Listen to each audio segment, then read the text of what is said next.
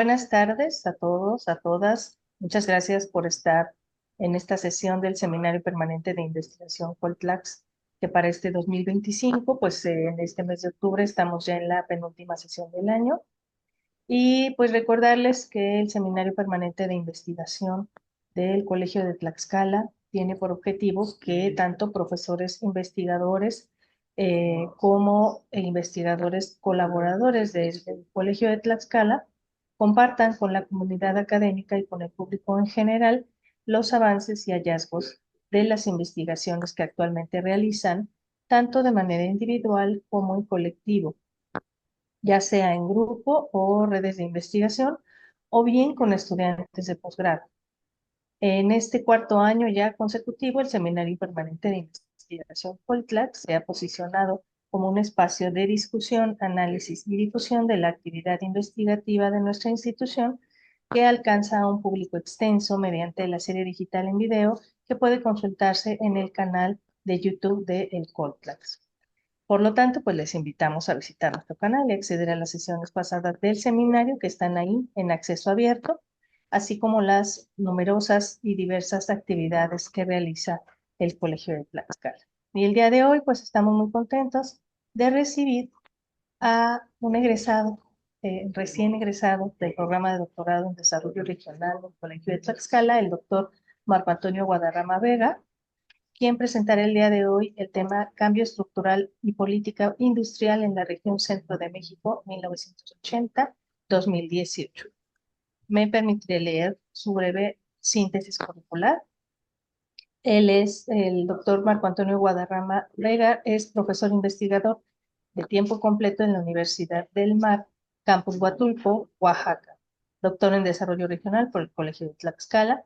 Sus principales líneas de investigación incluyen el desarrollo local y regional, la identificación de sectores clave para el crecimiento y la estructura productiva, así como la diversificación productiva y el cambio estructural. Pues, Marco, te agradecemos mucho el haber aceptado participar en esta sesión del seminario permanente. Te damos la bienvenida. Nos da mucho gusto que estés aquí el día de hoy.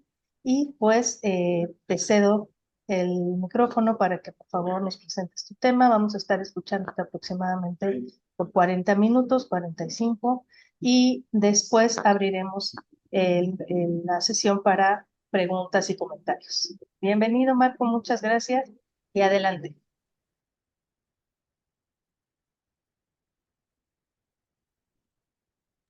Bien, muchas gracias a todos. Gracias a la doctora Ivonne por su invitación.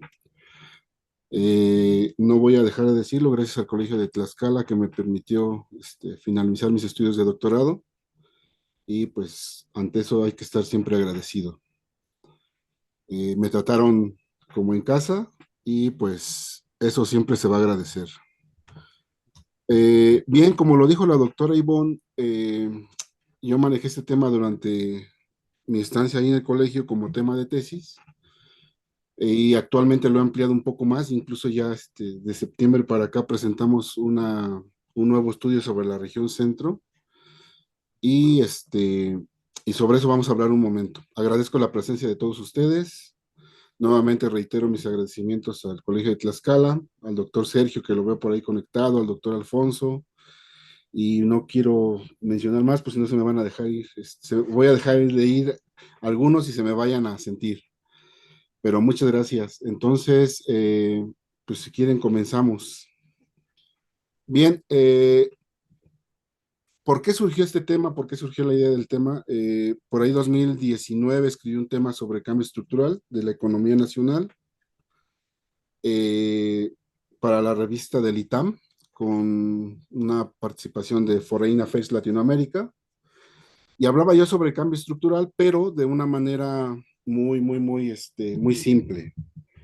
Conforme me fui adentrando al tema del cambio estructural, vi que no era tan simple, es un tema sumamente importante que básicamente está ligado al desarrollo, sobre todo desarrollo económico y regional, y posteriormente ahí a lo que implica más los temas de desarrollo. Cuando descubrí este tema me apasionó, en particular porque pues está ligado, todos los procesos sociales, culturales, ¿no? Económicos, están ligados a procesos de cambios estructurales y muchas veces pues lo tomamos pues a manera de muy subjetivamente, ¿no? Que fue lo que a mí me sucedió en el 2017. Cuando me empecé a adentrar en este tema de cambio estructural, descubrí que había toda una gama teórica y de corrientes teóricas ortodoxas y heterodoxas en lo relativo al cambio estructural. Y luego lo acoté a la región centro para tener pertinencia en el programa de doctorado que es el desarrollo regional. ¿Y por qué la región centro? Bueno, más tarde la vamos a abordar, pero básicamente es porque se podría considerar a la región centro como un laboratorio nacional, ¿no?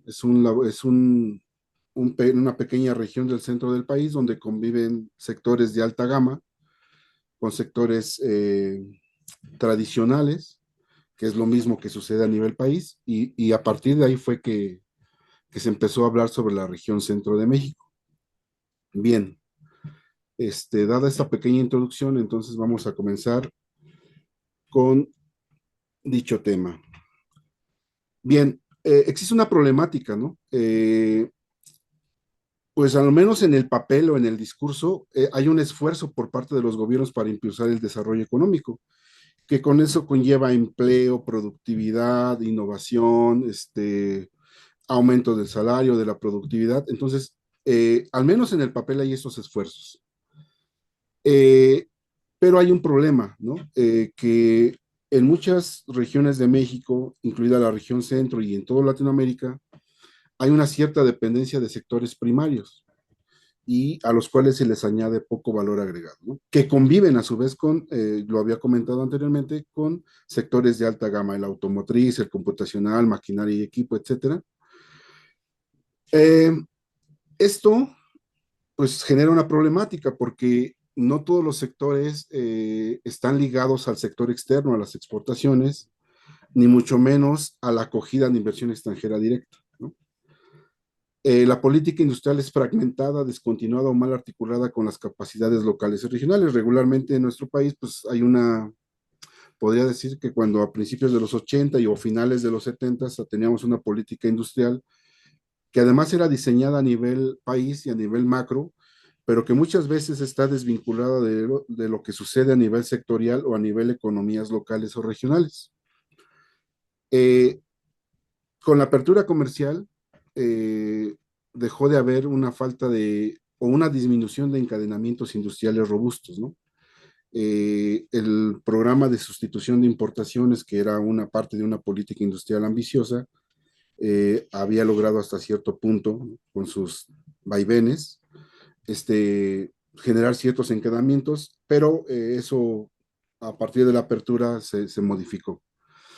Y tenemos un desarrollo de sectores y vínculos con el resto de la economía, de los cuales no todos están desarrollados, se han visto mermados o han desaparecido.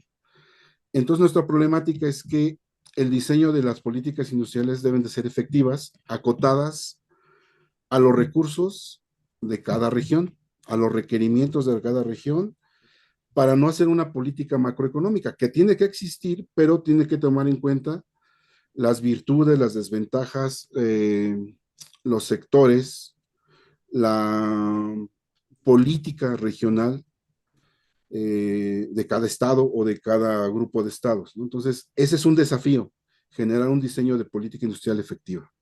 Esa es la problemática en la cual nos enfrentamos en esta investigación. Ahora bien, entonces, nuestro objetivo es que eh, analizamos los efectos de esa política industrial que empezó a inicios de los 80, que fue la apertura comercial, y en la cual se empezaron a promover las exportaciones y cuál fue su impacto en el cambio estructural del sistema productivo en la región centro de México desde los inicios de la apertura, que fue a partir de 1980, cuando México, a partir de ahí de los mediados de la década de los 80, ingresa al GATT, ya tiene mayor interacción con el Fondo Monetario Internacional, en el 94 lo del Telecan, ahora Temec, entonces entramos en un proceso de apertura económica y eso trajo consigo un cambio estructural no solo a nivel país, sino además a nivel regional, ¿no? Hay economías regionales que están muy vinculadas con el sector externo, hay otras economías que no tienen nada que ver con el sector externo y están vinculadas a un sector, incluso, si no es que nacional, incluso local, ¿no? Quedaron entrampadas ahí. Entonces, esto es nuestro objetivo, ver cuáles fueron esos efectos sobre el sistema productivo de la región centro. Partimos de esta hipótesis en que el cambio estructural derivado de una política industrial basada en la promoción de exportaciones en el periodo de apertura de México no produjo las sinergias necesarias en el aparato productivo de la región centro, lo que implicaría la generación de más y mejores encadenamientos entre los sectores, además de que significó una reducción en la diversificación de la estructura económica. Esto es sumamente importante. Por un lado, estamos diciendo que los encadenamientos entre sectores, aquellos vínculos en que unos sectores fungen como proveedores de materias primas para que otros sectores generen valor agregado y saquen un producto, esas sinergias o esos encadenamientos no se fortalecieron, incluso se adelgazaron o algunos tendieron a desaparecer. Y por otro lado, nos fuimos especializando en cierta o en poca cantidad de sectores, lo que implica en cierta medida, por lo que dice la teoría, sobre todo la cuestión heterodoxa, que al tener una economía sumamente especializada, estaríamos poniendo en términos coloquiales los huevos en una sola canasta, ¿no? Y en el momento en que ese sector o esos pequeños grupos de sectores les vaya mal en el mercado global o nacional, pues esas economías regionales van a quedar enfrascadas en una problemática de desarrollo regional y sobre todo de desarrollo económico. Entonces, partimos de esta hipótesis en donde también incluimos que esa diversificación, ¿no? Esa especialización se fue haciendo solamente en pocos sectores. Bien, para esto nos basamos en un marco teórico conceptual y partimos de lo que es el desarrollo regional. Como bien saben, el desarrollo regional interviene en distintos aspectos, ¿no? El económico, el social, el cultural, infinidad de todos los aspectos. Eh, pero de acuerdo a Vázquez Vaquero, pues el factor económico sigue siendo el determinante. Por tanto, el desarrollo regional debe ser visto como un proceso de cambio estructural y ahí es donde lo ligamos al desarrollo regional y económico con la definición de cambio estructural, que busca de reducir disparidades socioeconómicas y mejorar las condiciones de vida de la población. Por tanto, el crecimiento y desarrollo económico podrían representar solo una etapa intermedia dentro de este desarrollo, de acuerdo a estos autores. Entonces, no estamos hablando aunque estamos hablando del tema es netamente económico, no nos estamos olvidando de que es solamente una parte o estamos explicando una parte de un todo. Bien, la visión ortodoxa o la visión neoliberal, por no llamarle así, pues como que no toca de lado el cambio estructural porque pues de alguna manera no tiene en sí, pues como todo es libre mercado, pues no puede haber intervención estatal, no puede haber política industrial. Entonces, los temas de cambio estructural dentro de la ortodoxia los toman muy como a la ligera, ¿no? Como que de pasadita. Sin embargo, los ortodoxos sí hablan de cambio estructural, ¿no? Porque además ellos confieren que la participación del Estado debe de ser activa, activa a través de esta política industrial, ¿no? Del diseño e implementación de políticas industriales, lo que implica la participación del Estado. Y hay un debate ahí, obviamente, entre si el Estado debe de participar o no debe de participar, y si participa, somos más tendientes a un cierto tipo de gobierno, si no participa, somos más tendientes a otro tipo de gobierno. Pero bien, nosotros nos centramos en la teoría estructuralista latinoamericana de Prebisch, Furtado y Pinto, y nos dicen que esta industrialización para alcanzar el desarrollo, sustitución de importaciones, diversificación productiva, aumento de la productividad y del empleo, y una protección de la industria nacional, ¿no? Eso es lo que empiezan a hablar estos autores. Dice que también significa evitar estructuras productivas dependientes de la exportación de materias primas y una reducción de la dependencia de las importaciones, ¿no? Entonces, sí es bueno exportar, obviamente, pero no solo materias primas, tenemos que darle valor agregado para que los efectos sobre el desarrollo local y nacional sean mayores que solamente el exportar materias primas. Pues lo dice ahí por ahí Furtado, y luego dice que hay un desarrollo de sectores industriales que generen mayor valor agregado, ¿no? Ir a la par generando esos sectores con mayor innovación, mayor productividad, con mayores encadenamientos hacia la economía local y regional y nacional, y además que se desarrolle. Esto es básicamente lo que nos dice la teoría estructuralista. Y así, una industria sólida es fundamental para alcanzar un desarrollo económico autónomo. Solo así, dicen los estructuralistas latinoamericanos, basado en la producción de bienes manufacturados con mayor valor agregado, y no solamente de materias primas, y la generación de encadenamientos productivos. Aquí en negritas pongo las palabras clave de lo que se desarrolló en la investigación, que son los encadenamientos productivos, ya sea hacia atrás o hacia adelante, y una vía que puede ayudar a reducir desigualdades regionales. También tenemos la importancia de la diversificación industrial, lo que comentaba hace un momento, no solamente especializarnos en una poca cantidad de sectores, sino que esta diversificación es crucial para avanzar hacia procesos de industrialización más complejos, de bienes de consumo hacia bienes intermedios y de capital. Y en la generación de mayores encadenamientos productivos, vuelven a aparecer las dos palabras encadenamientos productivos, y en una mayor integración regional y menor dependencia externa, ¿no? Finalmente, la idea de una estructura productiva más compleja va a permitir lograr que las economías tengan una mayor integración, ¿no? Al ser el sistema productivo regional y nacional mucho más complejo, va a haber una mayor integración y autonomía de la tecnología, así como una mayor interdependencia entre los sectores productivos y una articulación entre el mercado interno y el proceso industrial, aminorando la subordinación a la demanda externa y la reducción de brechas entre sectores modernos y tradicionales, ¿no? Entonces, prácticamente esto es lo que nos dice la teoría estructuralista latinoamericana, sobre la cual nosotros apuntalamos esta investigación.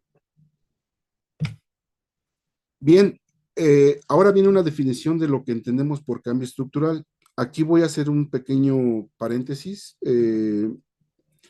Precisamente Barletta y Yowell mencionan en otro artículo que se dieron a la tarea de hacer una recopilación de todos los trabajos que existían sobre cambio estructural, y encontraron que un alto porcentaje, si no es que casi en su totalidad, no hay una definición propia de cambio estructural, ¿no? Entonces, todo el mundo hablaba de cambio estructural acotándolo a su objetivo de investigación, a sus intereses, pero en sí, no sabíamos de qué estábamos hablando sobre cambio estructural.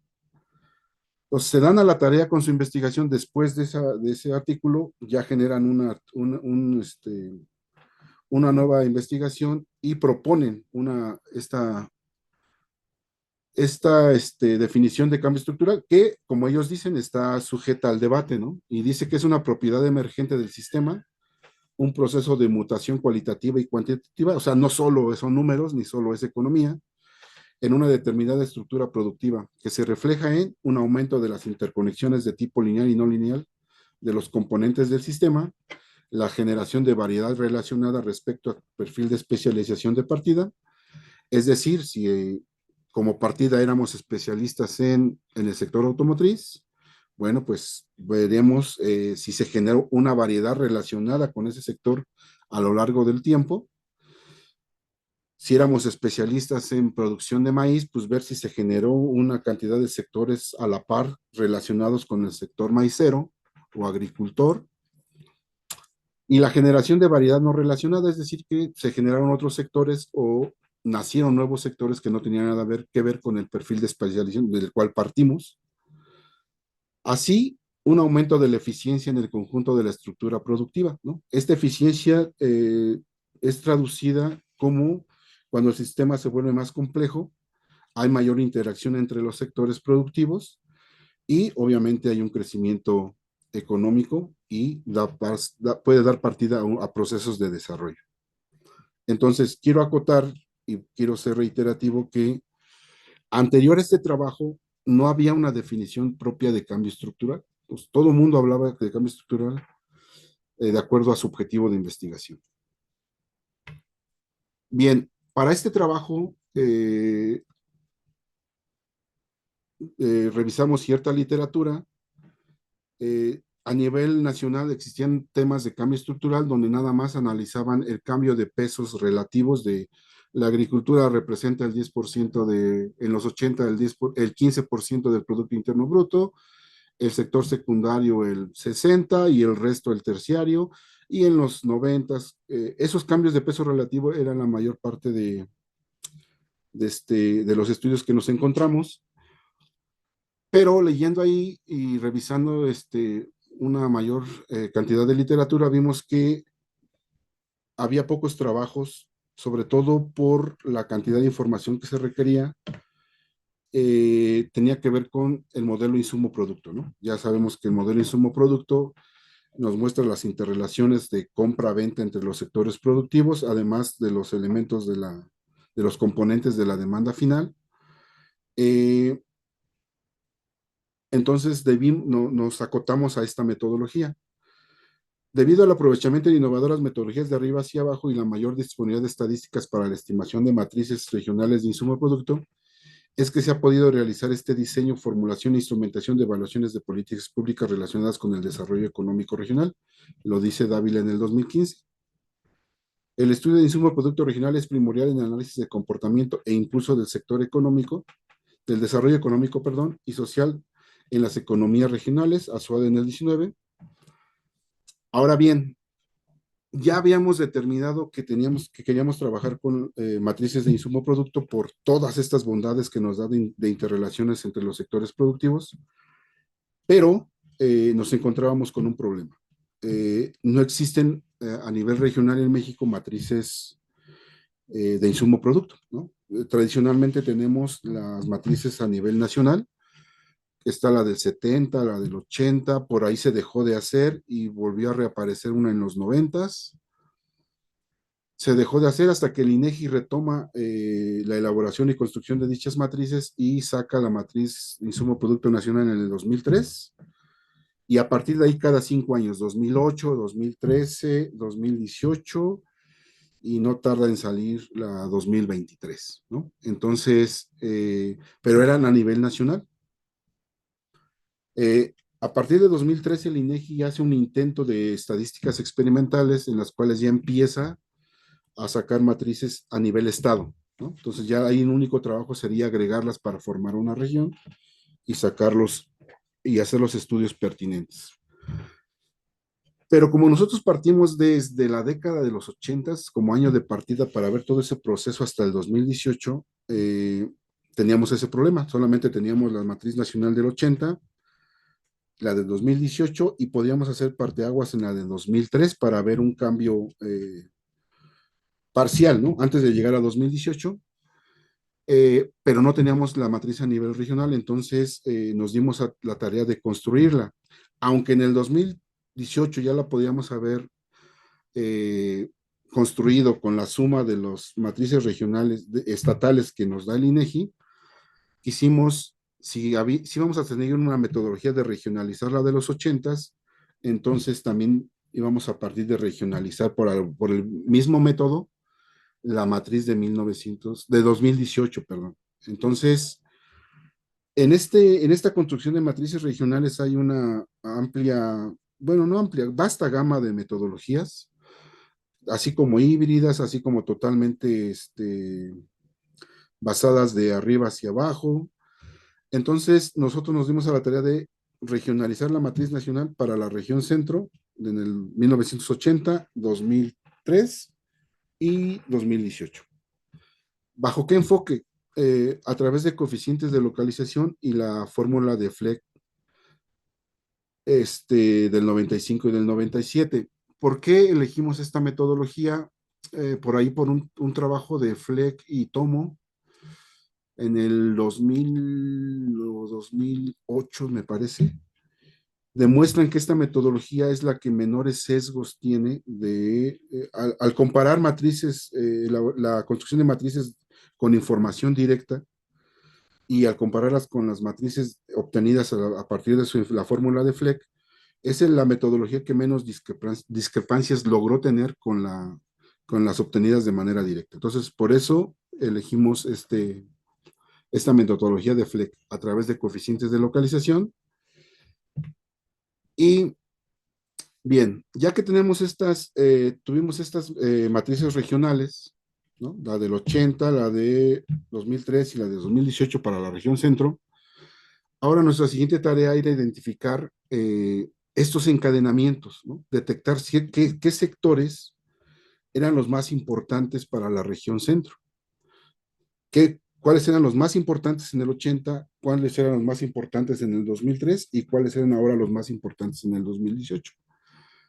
Eh, para ver cuál fue ese cambio estructural, cómo modificó el dejar de hacer una política industrial activa, ¿no? Por parte del Estado, cómo modificó este proceso productivo o estos encadenamientos en la región centro. Entonces, para tal efecto, nosotros detectamos y calculamos y catalogamos los sectores de arrastre y dispersión a través de Rasmussen de 1956, que también puede estar en debate si es la mejor metodología para detectar estos sectores y darles esta categoría, porque también están los de Chener y Watanabe, están los multiplicadores de la matriz insumo-producto como tal, pero también en la literatura resulta que son los más mencionados como los mejormente posicionados, ¿no? Hay un debate ahí también abierto, no es tema de esta presentación, pero ahí está la justificación por qué Rasmussen, ¿no?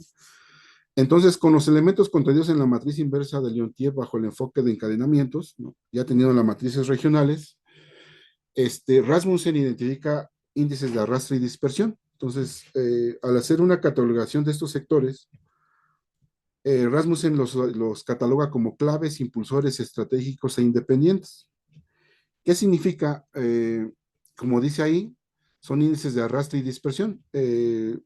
Rasmussen dice que los sectores clave o un sector es clave cuando tiene la capacidad de arrastrar a muchos otros sectores como proveedores de materias primas para que ese sector genere un producto y a su vez ese producto generado por ese sector sirva de materia prima para otros sectores, ¿no?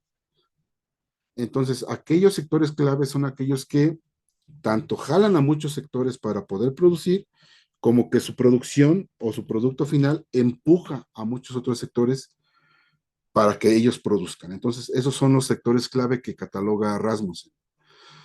Él también tiene una categoría ahí de sectores impulsores, que son aquellos que solamente tienen la capacidad de jalar, ¿no? Un ejemplo claro ahí podría ser el sector construcción, ¿no? Que jala al sector de la madera, al sector cementero, al sector del metal, al sector eléctrico, al sector del cobre, al sector minero,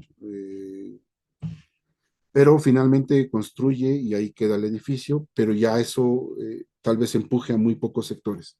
Entonces, jala muchos sectores para poder tener un producto. Para eso, esos son los sectores impulsores para Rasmussen.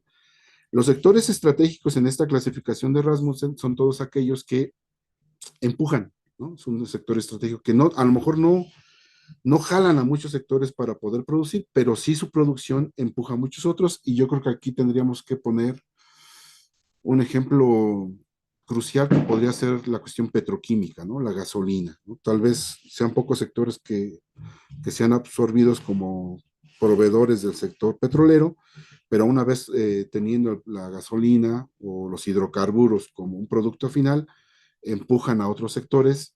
¿Y por qué estratégicos? Dice Rasmussen, porque si no hay sectores que son tan estratégicos que pueden representar un cuello de botella, ¿no? Porque no se pueden expandir. Y en la última categoría para Rasmussen habla de sectores independientes. Estos sectores, dice Rasmussen, son totalmente lo contrario a los claves, ¿no? No jalan ni empujan, ¿no? Simplemente están dentro de la región o dentro del país como islas, ¿no? Un ejemplo claro y está demostrado podría ser el sector automotriz, que básicamente para poder producir un carro en México, la mayor parte de sus insumos son importados, se arma el carro y generalmente esa producción es vendida en el exterior. Entonces nada más están aquí por ciertos privilegios, tal vez geográficos, ¿no? Con el mercado estadounidense, por la mano de obra barata, pero realmente ni jalan ni empujan, ¿no? Entonces es la última categoría que maneja Rasmussen. Otra siguiente metodología que utilizamos fue para medir estas interconexiones entre los encadenamientos dentro de la región y esas relaciones que hay entre los sectores, para lo cual utilizamos la metodología expuesta por Morillas en el 95 y dice que hay relaciones entre sectores muy débiles o las que son menores al 1%, porque son relaciones entre sectores que a lo mejor yo nada más le compré la etiqueta a la empresa que está aquí al lado o en el Estado de México, yo estoy en Tlaxcala, y solamente le compré las etiquetas, pero no representa mayor problema en esa relación. Y luego hay débiles que son entre el 1 y el 5%, están las medias entre el 5% y el 10%, y las fuertes o mayores que son mayores al 10%, que eso sí implicaría, son proveedores que sí alterarían o sí afectan el proceso de producción o tienen injerencia o incidencia en los procesos de producción. Entonces, son en las cuales nos vamos a dar cuenta si estas interrelaciones o relaciones entre sectores se han convertido en muy débiles o han avanzado y se han consolidado como fuertes o mayores. Bien, eso ya lo comenté un poco. Eh, Nuestras bases de datos fueron las matrices de la economía nacional publicadas por el INEGI en el 80, el 2003 y el 2018, las cuales las regionalizamos a través del Producto Interno Bruto por entidad federativa y la actividad económica. Obtuvimos coeficientes de localización, lo resolvimos por la ecuación de Fleck, ¿no? Por la fórmula de Fleck y hicimos las regionalizaciones respectivas. Bien, ya esto también lo abordé un poco, pero bueno, no está de más. México experimentó un proceso de apertura económica en la década de los 80, cuyo objetivo era dinamizar las exportaciones como fuente de crecimiento y desarrollo económico. A partir de los 80 tenemos una apertura de la economía, no solo comercial, sino financiera, ¿no? Comercial, y el proceso globalizador empezó. Entonces se nos vendió la idea de que aquellos sectores que estuvieran ligados con el sector exportador se iban a desarrollar más y todo el mundo se empezó a pelear. Luego también hubo otro discurso que adoptar o permitir la inversión extranjera directa en nuestro país iba a generar mayores procesos de desarrollo, iban a llegar empresas transnacionales, ¿no?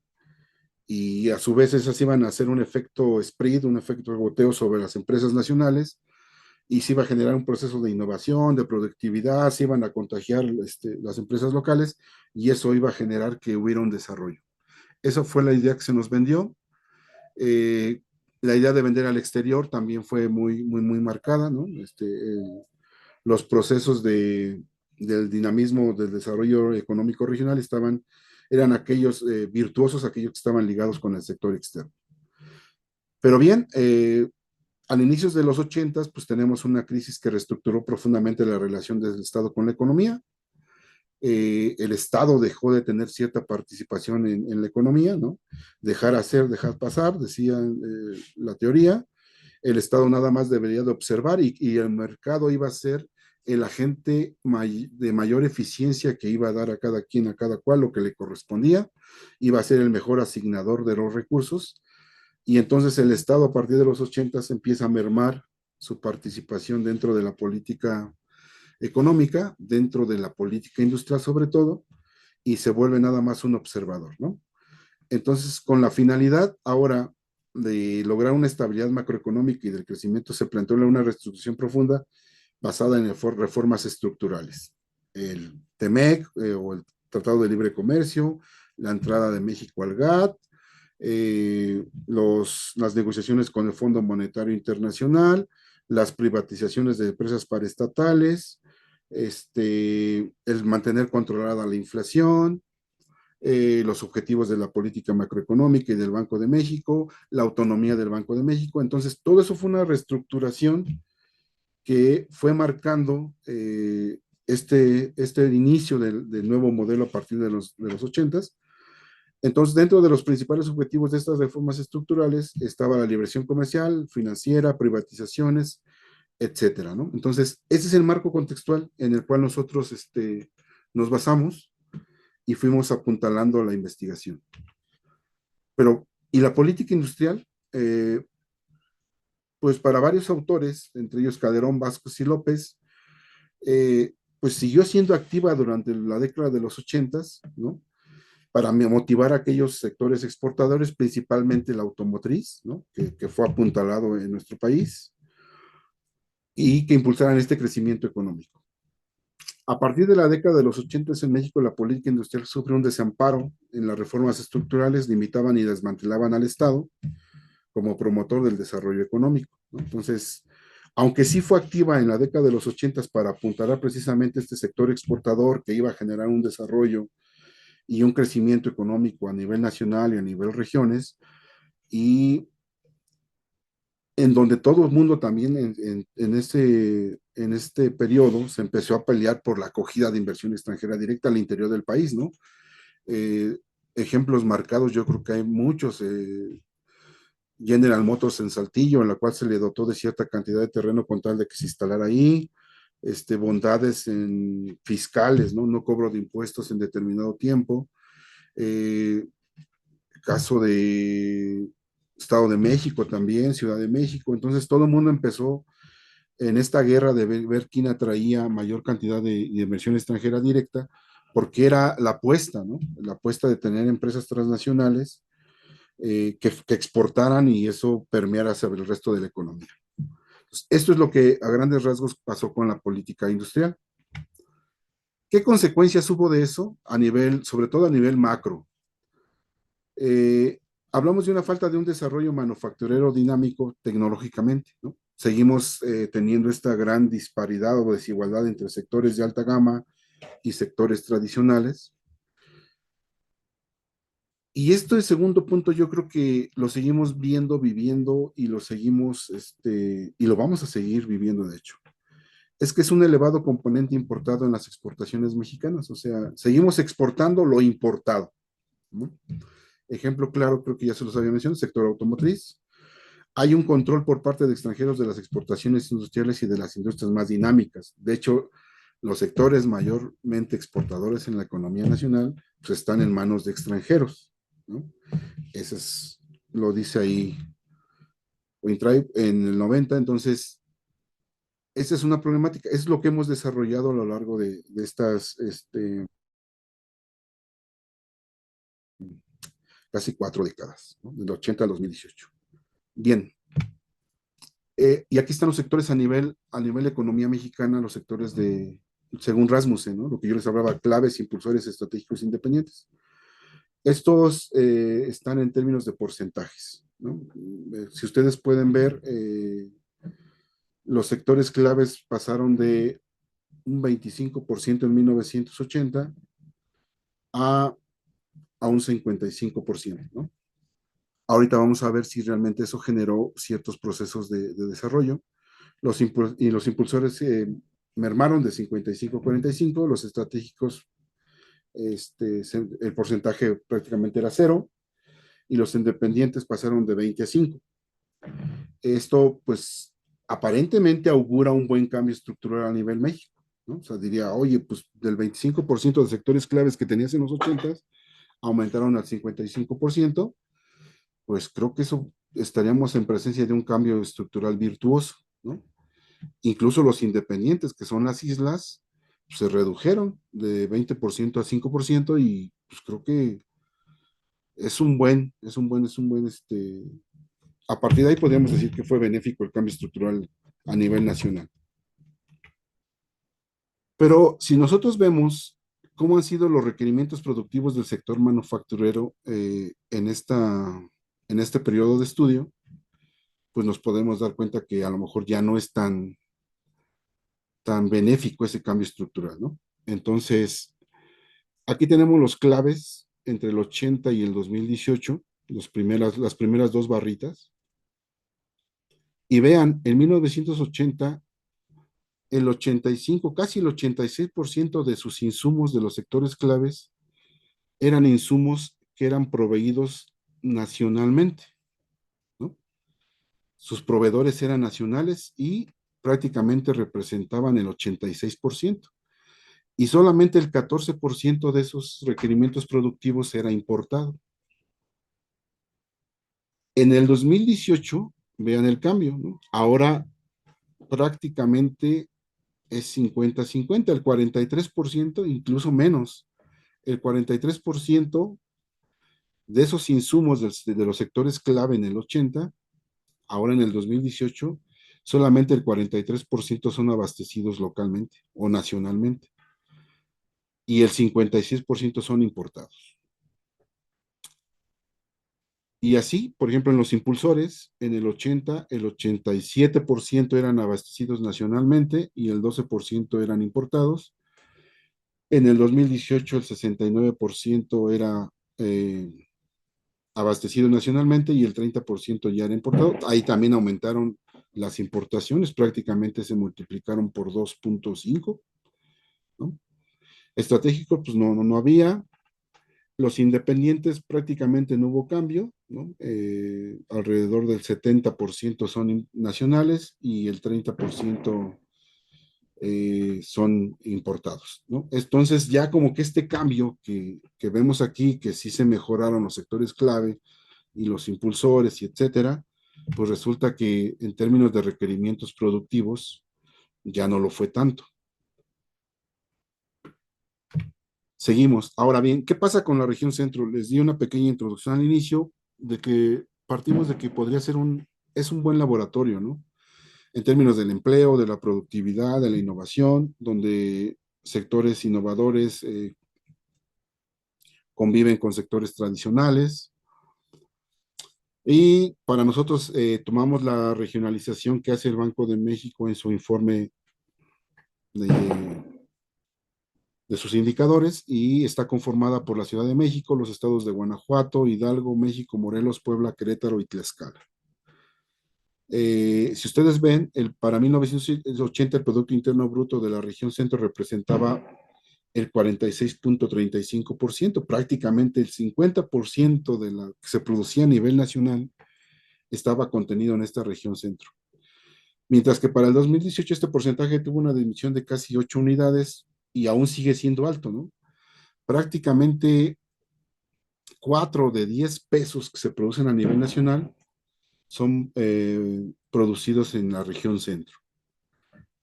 Del total de bienes de manufacturados, estos a nivel manufactura, producidos a nivel nacional en 1980, la producción de dichos bienes en la región centro representó el 58.82, es decir, que de cada 10 pesos de productos manufacturados a nivel nacional en 1980, 6 pesos eran producidos en la región centro, mientras que para 2018 este porcentaje disminuyó a prácticamente un tercio, es decir, de 6 pesos pasó a 3 pesos en términos de la actividad manufacturera.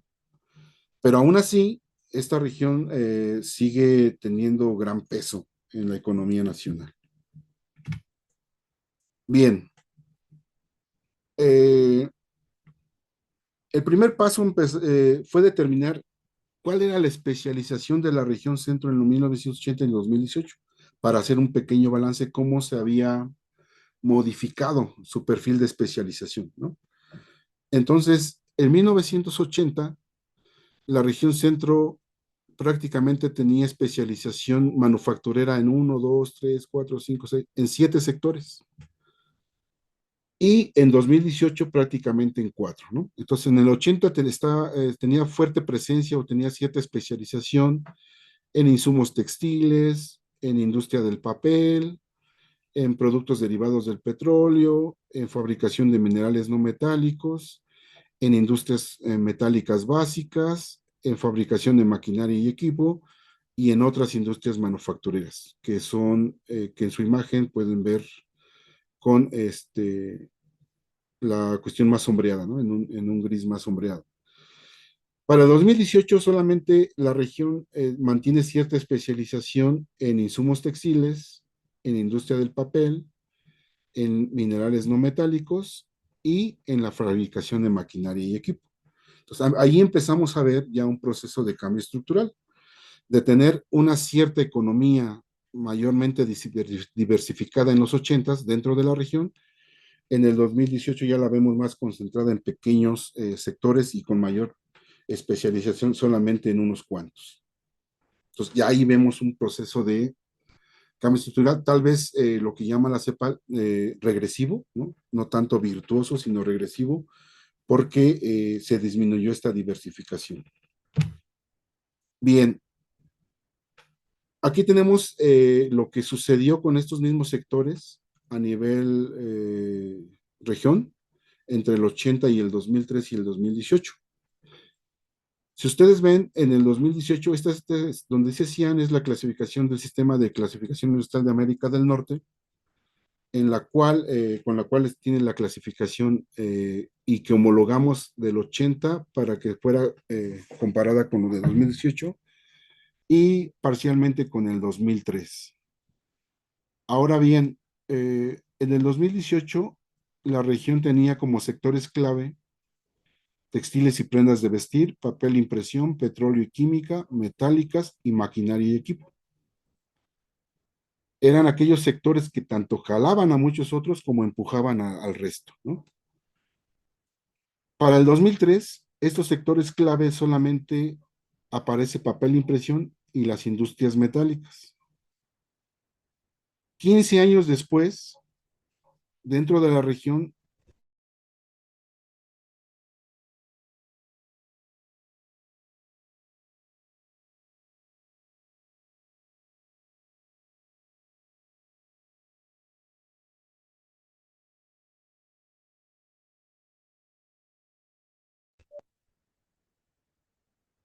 perdón, que el único sector que ha mantenido su categoría de clave a lo largo de todo este periodo de estudio es la industria del papel y la impresión.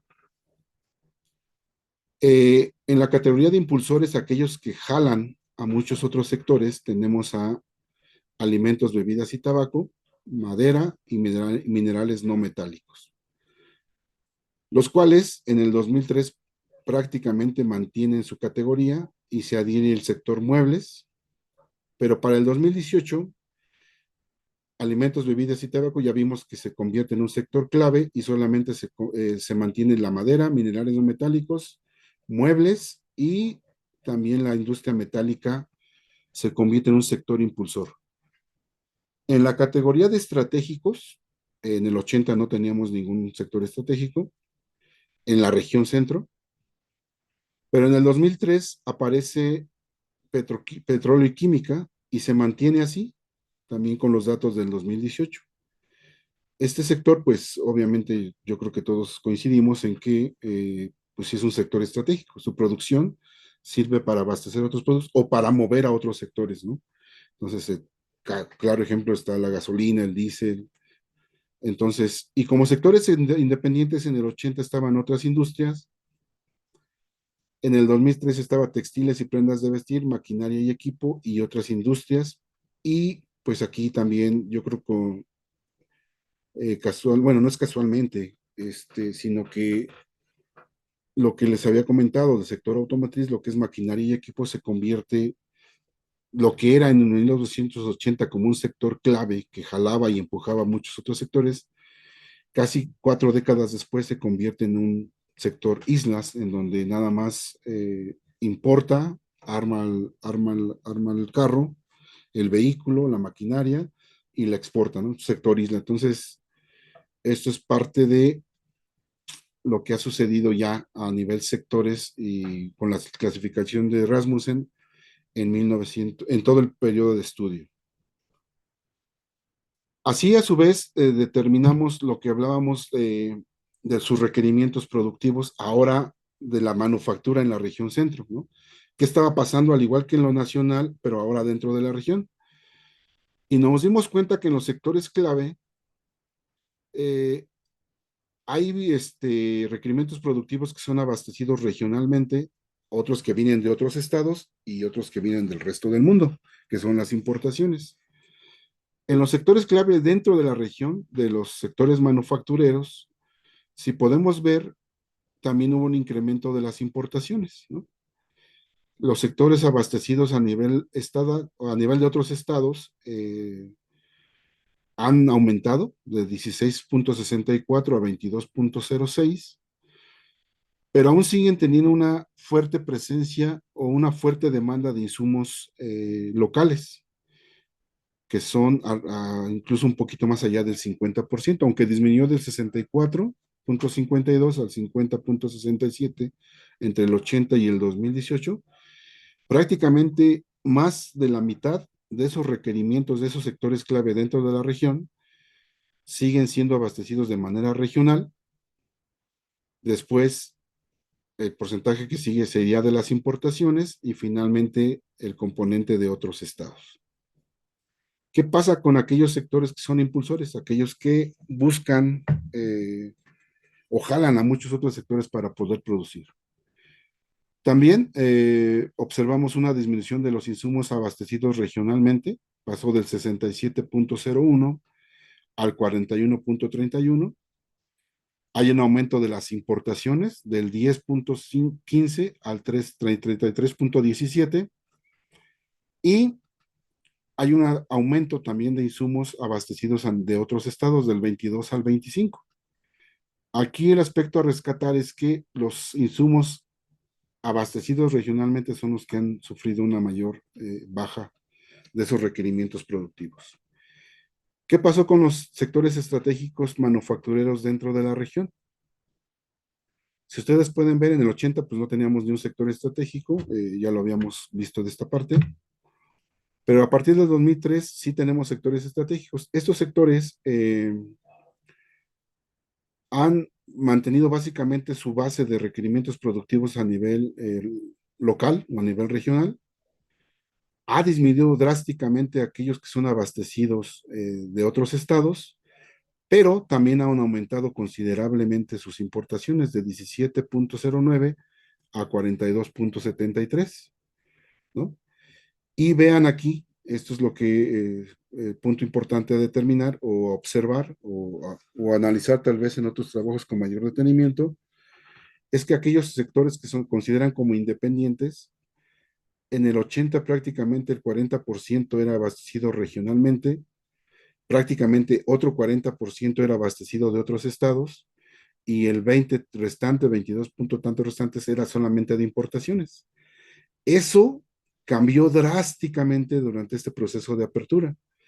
Ahora solamente alrededor del 30% es abastecido regionalmente, alrededor de un 6% abastecido de otros estados, pero más allá de una sexta parte lo representan aquellos abastecidos del resto del mundo. Es decir, estas dos barritas, este 63.21 y este 63.36, representan las importaciones. Prácticamente dependen estos sectores independientes, como el sector automotriz que lo vimos aquí, maquinaria y equipo. Un ejemplo, depende básicamente en 6 partes de las importaciones, ¿no? Entonces ahí ya como que el cambio no fue tan virtuoso, ¿no? Bien, ahora, ya estos sectores catalogados en claves, impulsores estratégicos independientes, ya vimos de dónde vienen sus insumos, ¿no? Ahora, ¿a dónde lo venden? ¿No? ¿A dónde es vendida esa producción? Y vemos que los sectores clave entre el 80 y el 2018 disminuyó su abastecimiento a la demanda intermedia, es decir, que dejaron de venderle o su producción dejó de ser insumo para otros sectores.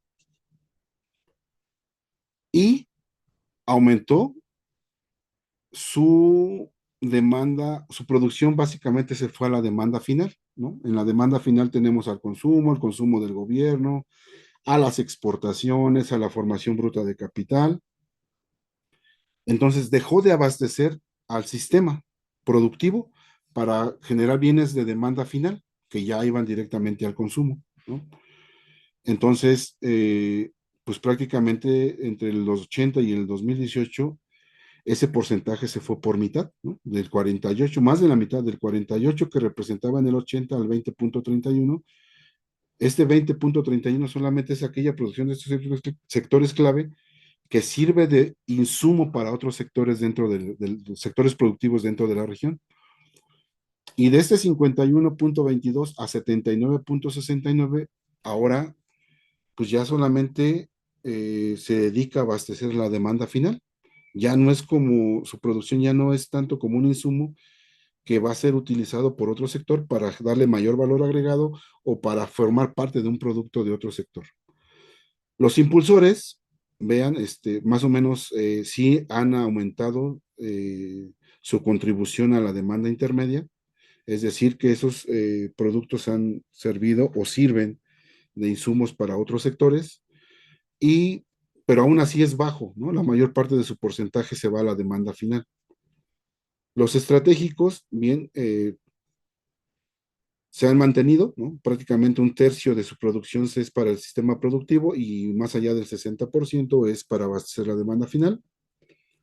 Y aquí, pues el caso interesante, el caso interesante, pues yo digo que está entre los claves y los independientes, porque los independientes, entre el 80 y el 2018, prácticamente se redujo a la mitad, un poco más de la mitad, para abastecer al mercado productivo, ¿no? Entonces, y básicamente toda su producción está destinada a la demanda final, pues aquí básicamente están contenidas las exportaciones. Entonces, empezamos a abastecer al mercado internacional, pero ya no somos parte de un engranaje productivo dentro de la región. Bien, ya que determinamos todo este proceso, pues entonces pasamos a ver qué pasaba con los coeficientes técnicos de la región centro por categoría según Morila. Ya recuerden que los catalogaba en muy débiles, débiles, medios, fuertes y muy fuertes, ¿no? Dependiendo de su porcentaje. Entonces, si ya analizamos el sistema productivo del 80, del 2003 y del 2018, la primera columna están los intervalos menor al 10 al 1%, entre el 1% y el 5%, entre el 5% y el 10%, y recuerden que los fuertes eran aquellas interrelaciones que eran mayores al 10%, ¿no? Entonces, la primera columna de cada año es el número de interacciones o el número de coeficientes técnicos que están en ese rango, en ese intervalo, y el segundo es en términos relativos, ¿no? En el 80, 2003 y 2018. Ahora bien, por ejemplo, aquellos interrelaciones despreciables que son menores al 1%, representaban de ese sistema productivo en el 80 el 73.09%.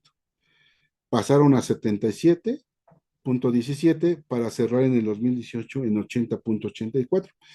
Es decir, que aquellas interacciones entre los sectores productivos a través de los coeficientes técnicos de cada matriz aumentó el número de interacciones débiles. Pues que ya nada más compro la calcomanía, nada más compro la tapita para cerrar la botella, cuestiones menores de relaciones en términos del proceso productivo, ¿no?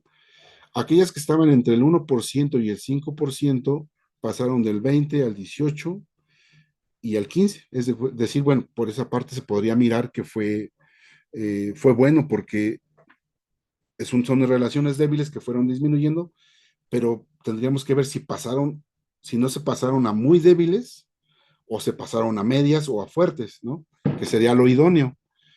Aquellas que están entre el 5% y el 10% representaban el 4.17% en el 80 al 3.19 y cerraron el 3.83%. También hubo una reducción de estas interrelaciones, al igual que las débiles. Pero aquellas que básicamente tendríamos que robustecer son aquellas que son mayores al 10%, que realmente tienen una incidencia preponderante en el sistema productivo, en la producción de un bien o servicio. Estas fuertes en el 80 representaban el 2.43%, pasaron al punto 77 y cerraron en el 2200 en el 2018 con punto 51. Entonces el cambio estructural, entonces como que, pues no fue así como que virtuoso, ¿no? Porque estas relaciones, que son realmente las que nos interesan, que marcarían que hay un sistema productivo mucho más complejo, mucho más sofisticado, donde las interrelaciones entre los sectores productivos son cada vez más fuertes, pues resulta que no. Estas fuertes se redujeron drásticamente del 2.43 al 0.51 y en un caso extremo aumentaron las despreciables, ¿no? O muy débiles del 73% al 80.48%. Entonces eso como que hizo que nuestro sistema productivo se desfragmentara y además de esa desfragmentación, las relaciones que quedaron entre los sectores productivos cada vez se están haciendo mucho más débiles. Bien, ¿qué tenemos como conclusiones? Como consecuencia de los cambios en la política industrial a partir del 82 o de la década de los 80, estos resultados nos muestran, y además que están ad hoc con la teoría estructuralista, ¿no? Que nos marcaba lo que era un proceso de cambio estructural. Existe una desarticulación del sistema económico regional dentro de la región centro. Cada vez las relaciones y encadenamientos entre los sectores productivos están siendo más débiles y algunas relaciones están desapareciendo. Eh, Esto lo seguimos corroborando, que hay una mayor dependencia de insumos internacionales. Seguimos siendo importadores para poder ser exportadores, ¿no? Entonces, no se ha generado una base productiva nacional de tal manera que seamos proveedores de esa industria exportadora. Y hay una menor interconexión entre los sectores locales, ¿no? Si estas relaciones se están volviendo débiles, ya de por sí son débiles, hay algunas que están tendiendo a desaparecer. Y antes de terminar, que es para dar paso a la cuestión de preguntas y respuestas, en un último estudio que hicimos a partir de esto, para la región centro, eh, estamos analizando los efectos del Plan México, ¿no? Los sectores que están incluidos dentro de la región centro en el Plan México, y a través de un proceso de descomposición estructural, estamos analizando cómo fue el cambio, dado la limitante de la base de datos, lo analizamos entre el 2013 y el 2018, que son pocos años, pero ya hay una manera de irle dando seguimiento, ¿no?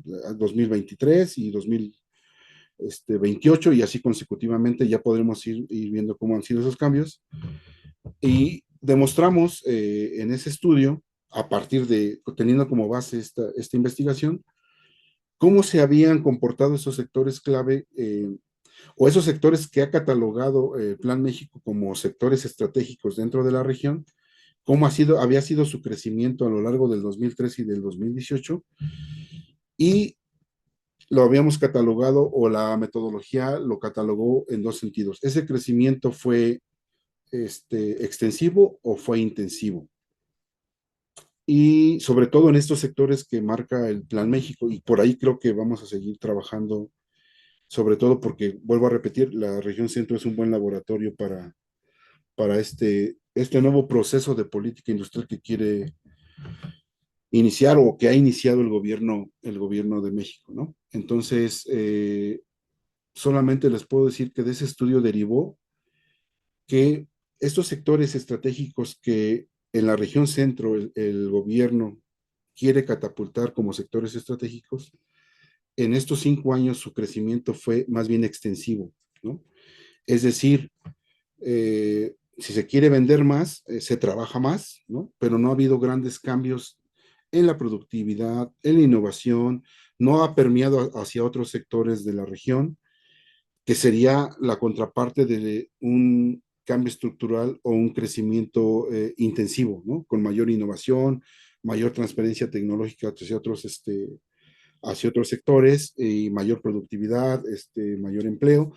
En términos coloquiales, seguimos trabajando con un sistema productivo que, si le exigen mayor demanda, va a trabajar más, ¿no? Y va a exigir mayor trabajo. Y contrario a lo que se podría creer y se nos vendió en un discurso, que esta acogida de inversión extranjera iba a permear sobre el resto de los sectores e iba a impactar tecnológicamente, iba a haber transferencia de tecnología, transferencia de modelos de producción, etcétera, etcétera. Pero sí concluimos que estos sectores que el Plan México tiene identificados dentro de la región centro, entre el 2013 y el 2018, tomando de base esta misma investigación y estas mismas bases de datos, se concluye que su crecimiento básicamente, si es, crecieron poco, pero aparte de ese crecimiento, mayormente al 90% ha sido a través de la demanda final, es decir, crecieron porque les compraron más, no crecieron porque innovaron, cambiaron sus procesos, es decir, seguimos trabajando con el mismo proceso productivo, con la misma maquinaria, y las pequeñas innovaciones han sido menores, pero no crecieron por aumentos de productividad. Entonces, ya hay otro estudio que se derivó de para empezar a trabajar sobre los sectores que plantea el Plan México para la región centro. Y yo creo que yo aquí la dejaría y con mucho gusto escucho sus observaciones, sus críticas. Todo estudio es perfectible y está abierto a todo comentario. Muchas gracias. Ya te habían planteado una pregunta en el chat, el A doctor ver. Alfonso, que no sé si alcances tú a ver ahí en el chat y que estaría bueno que pudieras responder, que se Ajá. refería a las razones por las que determinados sectores pasan de una categoría a otra. En el caso, él preguntaba del caso textil, por qué de repente se convertía en una industria preponderante, ¿no? O sea, cambiaba de categoría. Entonces, no sé Ok. si tú tengas información Sí, sí, sí, en claro. ese sentido que nos pueda ayudar también a nosotros a comprender un poco estos cambios. Sí, sí, de acuerdo. Adelante. Sí, doctor, mire, la metodología básicamente de Rasmussen se basa en promedios, ¿no? Entonces, al basarse en promedios, se determina un promedio de todo el sistema productivo y luego ese promedio se va promediando con los promedios de cada rama. Entonces, aquellos sectores que estén por arriba del promedio, tanto de sectores de arrastre como de sectores difusores, que estén por arriba de ese promedio, se les da la categoría de claves, ¿no? Aquellos sectores que estén por abajo de ese promedio, se les va a dar la categoría de islas o independientes, y aquellos sectores que estén por arriba del promedio de aquellos sectores que tengan mayor arrastre, pero estén por abajo del promedio en los efectos de dispersión, se les va a dar la categoría de impulsores, y aquellos sectores que estén por abajo de ese promedio en la cuestión de arrastre, pero por arriba del promedio en la cuestión de difusión, de difusores, se les va a dar la categoría de estratégicos. Entonces, en este caso, el sector textil, dada esa metodología de promedios, logró estar en ese cambio por arriba del promedio del sistema y por eso adquirió la categoría de clave. La interpretación de Rasmussen es de que, dado que el sistema incluso pudo haber decaído en complejidad y todo, aún así el sistema textil, dado esos promedios, logró estar por encima de esos dos promedios, tanto los de arrastre como los de difusión, y por eso adquirió esa categoría de clave. Lo que significa que si todos están mal, o al menos el sistema está mal, pues aún con o cayó o recayó en sus interacciones, por así decirlo, aún así con eso, el sector textil, aunque, bueno, lo voy a explicar de otra manera, aunque el promedio haya disminuido entre los 2 años, en los años comparativos, el sector textil permaneció o logró permanecer por arriba de esos promedios y por eso adquirió esa categoría de clave, lo cual significa que adquirió esa categoría porque sigue jalando a muchas otras industrias para poder producir, ¿no? No sabemos si son muchas, pero en comparación con los demás sectores sí. y además su producción sigue abasteciendo a otros sectores, ¿no? Así como insumos textiles, etcétera, por arriba de ese promedio de lo que lo hacen los demás, por eso adquiere esa categoría. No sé si me di a entender, y deme un mensajito por ahí, por favor. Sí, no, yo creo que sí, vaya, quienes están más formados en el aspecto económico, en el área económica, pues lo comprenden de manera más amplia, ¿no? Pero quienes no, a mí me parece que nos ayuda a comprender eh, pues lo que vemos y lo que vivimos en la cotidianidad también, ¿no? Es decir, desde el punto de vista económico podemos observar el comportamiento de los diferentes sectores y lo que tú nos explicas pues nos ayuda a entenderlo de una manera más clara, ¿no? Sin embargo, también me parece que nos ayuda a contextualizar algunas de las cosas que incluso hemos atestiguado, ¿no? Como habitantes de este país, ¿no? Porque mi padre era obrero y yo recuerdo, ¿no? En mi infancia, cómo él como obrero, pues tenía organizada su vida en torno a su trabajo en la fábrica, ¿no? Y de repente esa fábrica en los años 80, yo creo que en la primera parte de los 80, pues cerró, y él empezó como a buscar otras alternativas, ¿no? Y esa es la historia de muchas personas que justamente en esos años empezaron a tener que cambiar de actividad porque los rubros en los que ellos se desempeñaban empezaron a cerrar, a dejar de existir, ¿no? Y esto coincide justamente con los procesos de globalización y de las distintas formas en las que los países se aperturaron a esa globalización, ¿no? Sí, Porque inclusive, sí, adelante. es lo que discutíamos, ¿no? O sea, fue mala la apertura, pues a lo mejor no podíamos quedar aislados pero a lo mejor el proceso como lo hicimos fue realmente lo que nos marcó. Y retomamos un poco lo de que usted comentaba de su familia. Leí hace tiempo un artículo que decía cuando llegó Audi aquí a Guanajuato y decían, pues ayer estábamos ordeñando vacas y ahora estamos armando carros, ¿no? Entonces, aquellas Ujú, personas que no se sumaron a ese cambio estructural, sufrieron un desempleo estructural porque su actividad cambió, ¿no? Entonces, y sí, ahora son desempleos estructurales. Entonces, sí, es un poco complejo, no es tan complejo. Yo siempre que estuve ahí en el Congreso en Tlaxcala hace unos días, y yo les explicaba de una manera, siempre me ha gustado explicar de una manera muy, muy, muy, muy, muy básica, porque yo también fui alumno, y más sí, didáctica, sí. uno iba a los congresos y decía, ¿qué es eso? Multiplicadores, elasticidad. Y le digo, no, y empezamos ahí a explicar con una familia, y como si fuera, la economía fuera una familia, y ahí nos fuimos adentrando, ¿no? No es tan Sí, complejo a veces. Yo, por ejemplo, le puedo dar el ejemplo, siempre lo explico aquí con mi pueblo es tamalero, ¿no?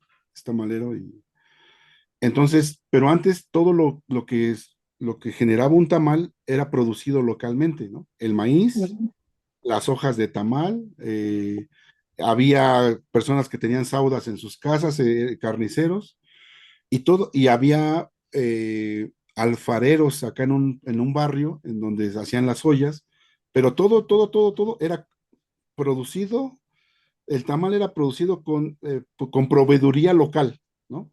ujú, Actualmente eso ya cambió, ¿no? ya, Ya no somos autosuficientes en maíz, entonces ya vienen de otros municipios o de otros estados a vendernos maíz. Las hojas para tamal o vienen de Hidalgo o vienen de Morelos, porque aquí ya hay poca siembra de maíz. ujú, Carne, actualmente los que nos gobiernan el sector carnicero son de La Piedad, Michoacán, ¿no? Todo el cerdo que se consume aquí en el Estado de México básicamente es Michoacán. Y en eso es un Michoacán. ejemplo claro de cómo algo que anteriormente mantenía ciertas interrelaciones y que hacía que toda la economía local se moviera, porque yo le compraba hojas al vecino, le compraba carnes al vecino y todo se generaba aquí. Ahora, pues yo compro algo que el dinero se va para otro estado, ¿no? Entonces, es Así básicamente es. lo que pasó a nivel regional y a nivel nacional. Entonces, son ejemplos que aparentemente los vemos como, que no, no son nada, pero sí nos están diciendo básicamente y nos están explicando mucho de lo que pasó a nivel macroeconómico. Así es, sí, definitivamente. Y esos ejemplos son, digamos, a nivel regional, interno, pero también pensando a nivel internacional, a mí me parece que hay ejemplos contra los cuales vale mucho la pena hacer este tipo de comparaciones. Si bien en China el sistema es diferente, el sistema político, político-económico, me parece que ellos también operaron un cambio estructural muy importante justamente en las mismas décadas, porque la apertura de China empezó en 1978 y, y allá los números son impresionantes, ¿no?